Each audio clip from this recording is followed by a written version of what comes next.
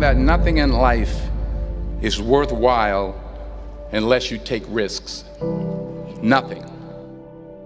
Nelson Mandela said, "There is no passion to be found playing small and settling for a life that's less than the one you're capable of living." Now, I'm sure in your experiences in school and applying to college and picking your major and deciding what you want to do with life, I'm sure people have told you to make sure you have something to fall back on. Make sure you got something to fall back on, honey. But I never understood that concept, having something to fall back on. If I'm going to fall, I don't want to fall back on anything. I want to fall forward. I figure at least this way I'll see what I'm going to hit. Without consistency, you'll never finish. So do what you feel passionate about. Take chances. Don't be afraid to fail. There's an old IQ test, was 9 dots, and you had to draw 5 lines with a pencil within these 9 dots without lifting the pencil. The only way to do it was to go outside the box. Don't be afraid to think outside the box. Don't be afraid to fail big, to dream big. But remember, dreams without goals are just dreams. Reggie Jackson struck out 2,600 times in his career, the most in the history of baseball. But you don't hear about the strikeouts. People remember the home runs. Fall forward. Thomas Edison conducted 1,000 failed experiments. Did you know that? I didn't know that. Because the 1,001st was the light bulb. Fall forward. Every failed experiment is one step closer to success. You've got to take risks, and I'm sure you've probably heard that before, but I want to talk to you about why that's so important. You will fail at some point in your life. Accept it. You will lose. You will embarrass yourself. You will suck at something. There's no doubt about it. And I know that's probably not a traditional message for a graduation ceremony, but hey, I'm telling you, embrace it, because it's inevitable.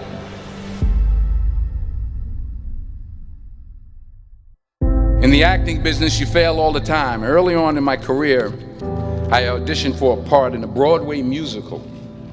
Perfect role for me, I thought, except for the fact that I can't sing. I didn't get the job. But here's the thing. I didn't quit. I didn't fall back. I walked out of there to prepare for the next audition, and the next audition, and the next audition. I prayed. I prayed. And I prayed. But I continued to fail, and fail, and fail. But it didn't matter, because you know what? There's an old saying, you hang around the barbershop long enough, sooner or later you're going to get a haircut. So you will catch a break, and I did catch a break. Last year, I did a play called Fences on Broadway. But here's the kicker. It was at the Court Theater. It was at the same theater that I failed that first audition 30 years prior. The point is, every graduate here today has the training and the talent to succeed. But do you have the guts to fail? If you don't fail, you're not even trying. I'll say it again. If you don't fail, you're not even trying. To get something you never had, you have to do something you never did. Imagine you're on your deathbed, and standing around your deathbed are the ghosts representing your unfulfilled potential. The ghost of the ideas you never acted on. The ghost of the talents you didn't use. And they're standing around your bed, angry, disappointed, and upset. They say we came to you because you could have brought us to life, they say. And now we have to go to the grave together. So I ask you today, how many ghosts are going to be around your bed when your time comes?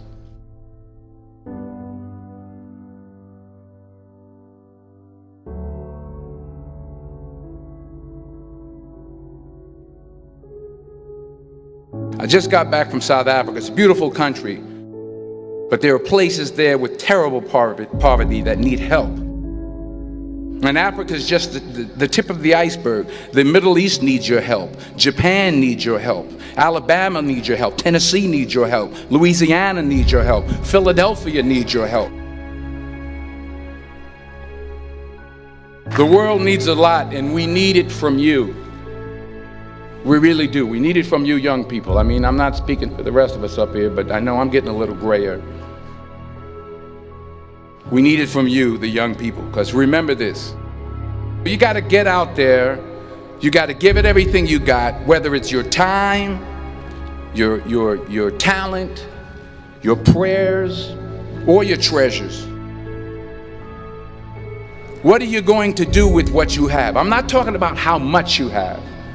Some of you are business majors, some of you are theologians, nurses, sociologists, some of you have money, some of you have patience, some of you have kindness, some of you have love, some of you have the gift of long suffering. Whatever it is, whatever your gift is, what are you going to do with what you have?